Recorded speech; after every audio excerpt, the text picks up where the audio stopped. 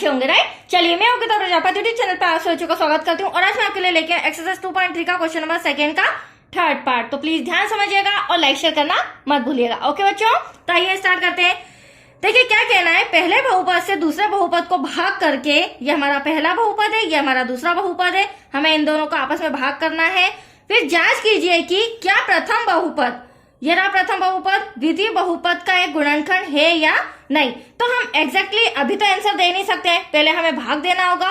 उसके बाद यदि शेषफल 0 आता है बच्चों, तो हम कहेंगे कि हाँ पूरा पूरा गुणनखंड ये गया है, पूरा पूरा भाग गया है और ये बहुपद एक गुणनखंड है, राइट। लेकिन अगर जो हमारा शेषफल है, रिमाइंडर है, उसमें कोई डिजिट आती है, कोई भी आंसर निकलता है, शेषफल निकलता है, तो हमें कहना पड़ेगा कि यह एक गुणनखंड नहीं है। That's clear. तो आइए स्टार्ट करते हैं। देखिए सबसे पहले हम इसे रिटर्न कर लेंगे, लिख लेंगे। हमें दिया गया है x cube minus 3x plus 1 x की power 5 minus 4x cube plus x square plus 3x, then last में प्लस का 1। अब देखिए ध्यान से समझिएगा, वैसे तो ये थोड़ा डिफिकल्ट है बट मैं बहुत ही इजी तरीके से आपको कराऊंगी। देखिए हमें करना क्या होगा बच्चों, फर्स्ट उद्देश्य हमारा ये है x की पावर 5 लाना, और जो भी हम मल्टीप्लाई करेंगे वो जो प्रथम बहुपद है इसमें करेंगे, x cube minus 3x plus 1। अब हमें x की पावर 5 चाहिए और हमारे पास 3x है, तो हमें कितने x की जरूरत होगी, 2x की जरूरत होगी, और उस x स्क्वायर का पूरे में मल्टीप्लाई करेंगे, राइट। देखिए कैसे, हमारा फर्स्ट पद से मतलब है, बाकी अदर पदों से कोई मतलब नहीं है हमारा, ठीक है। हमें क्या लाना है, फर्स्टली x की पावर 5। तो देखिए हमें हमेशा गुणा करना होगा x cube minus 3x plus 1 में। अब मैं जो बोल रही थी 3x तो है हमारे पास, हमें कितने x की और जरूरत है, 2x की। तो यह मल्टीप्लाई हम किसका करेंगे बच्चों, एक्स स्क्वायर का करेंगे, और जिसका भी हम मल्टीप्लाई करते जाएंगे वो हमारा आंसर होगा, मतलब कि भागफल होगा, राइट। अब देखिए यहाँ पर x का x में किया तो x पावर जुड़ जाएगी, 3 और 2 कितना हो जाएगा 5। जब इसमें क्या है तो पूरे ही ब्रैकेट में मल्टीप्लाई होगा।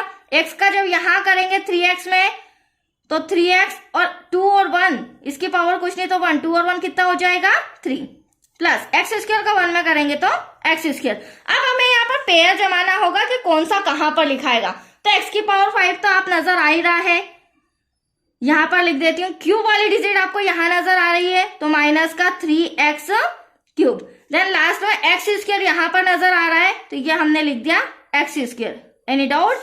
चलिए अब नेक्स्ट पॉइंट आपको ये ध्यान रखना है, एक लाइन छोड़ के रेखा खींचनी होगी, और सबसे इंपॉर्टेंट पॉइंट ये ऐसा क्यों किया, क्योंकि हम साइन चिन्ह चेंज करेंगे। एक्स की पावर 5 ये हमारा प्लस का है, माइनस का हो जाएगा, ये माइनस का है, प्लस का हो जाएगा, ये प्लस का है तो माइनस का। और जो मैंने ये न्यू साइन लगाया, अब आपका फोकस टारगेट ये होना चाहिए, राइट।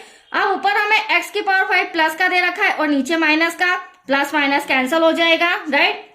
यहाँ 4x क्यूब दे रखा है और यहाँ 3x क्यूब, ये माइनस का है, प्लस का, माइनस करेंगे, 4 में से 3 गया तो बचा 1 की कोई वैल्यू नहीं होती है, तो हम यहाँ लिख देंगे x क्यूब, बड़ी संख्या माइनस की है, राइट, तो माइनस का x क्यूब हो जाएगा।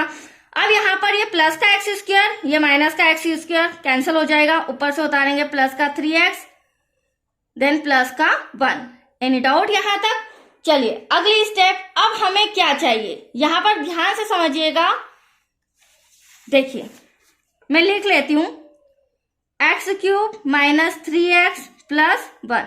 अब हम क्या मल्टीप्लाई करें इसमें, वैसे तो आप देख रहे होंगे पूरा डिक्टो आ रहा है, लेकिन कुछ ना कुछ तो मल्टीप्लाई करना होगा, वो मल्टीप्लाई होगा माइनस का, और माइनस का अकेले का नहीं, यहाँ पर हमें लेना पड़ेगा माइनस का 1, इससे एज इट इज वही डिजिट आ जाएगी, राइट। तो यहाँ पर मैं लिख भी देती हूँ, -1 का मैं मल्टीप्लाई कर रही हूँ, तो ध्यान से देखिएगा क्योंकि मेरा जो एक्स क्यूब है वो माइनस का है, तो मुझे -1 लेना ही पड़ेगा, दैट्स क्लियर। अब एक्स क्यूब का इसमें करेंगे तो minus plus minus x cube, आगे करेंगे माइनस माइनस प्लस, 3 1 जा 3, एक्स ऐसा का ऐसा, फिर माइनस प्लस माइनस, 1 1 जा 1, दैट्स क्लियर बच्चों। चलिए अब हम जमा लेते हैं, माइनस का एक्स क्यूब प्लस 3x और यहाँ पर माइनस का 1, ठीक है।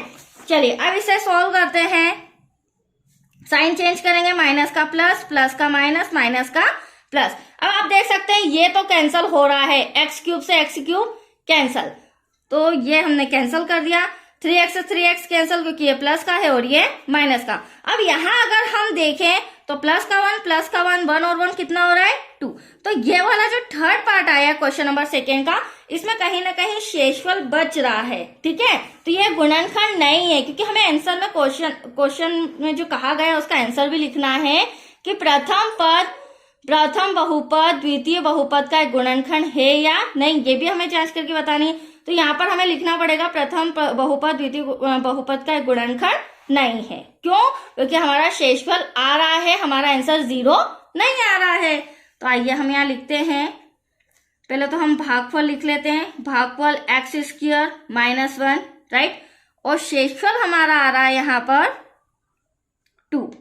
इसीलिए अब हम लिखते हैं अतः यह एक